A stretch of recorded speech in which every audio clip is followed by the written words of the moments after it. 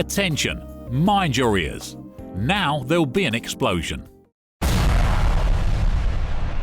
Sorry for such an expressive beginning. Our today's episode is about dynamite. Dynamite is not only a danger, it's also hundreds of thousands of bridges, underground tunnels and mines. Of course, the discovery of this useful but killing explosive was due to an accident, like in all our stories. But this time, there were two. By the age of 16, the son of a Swedish military inventor had travelled Europe and ended up in Paris. There he met the Italian chemist Ascanio Sobrero, who invented nitroglycerin, an extremely explosive substance. The young man, Alfred Nobel, wanted to learn how to control the explosive energy. You would say that it was all for the sake of science.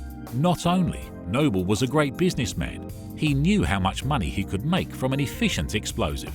Through long experiments, he created a detonator with the help of nitroglycerin in 1863, a metal sleeve with a fuse.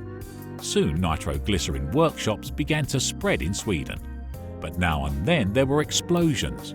One of them became the most tragic for Alfred. His 20-year-old brother died.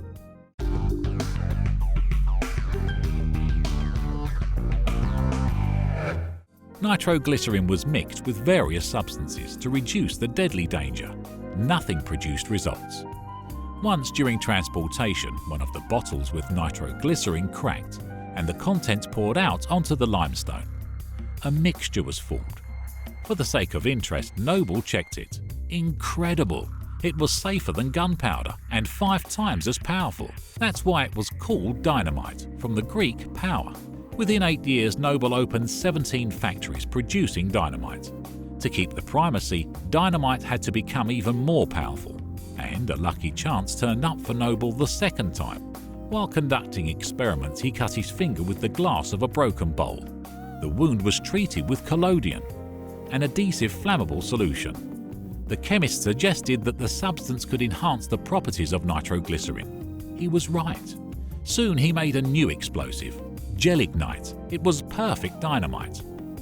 On the 25th of November 1867, Alfred Nobel patented his invention. Dynamite ignited a furore in the mining industry.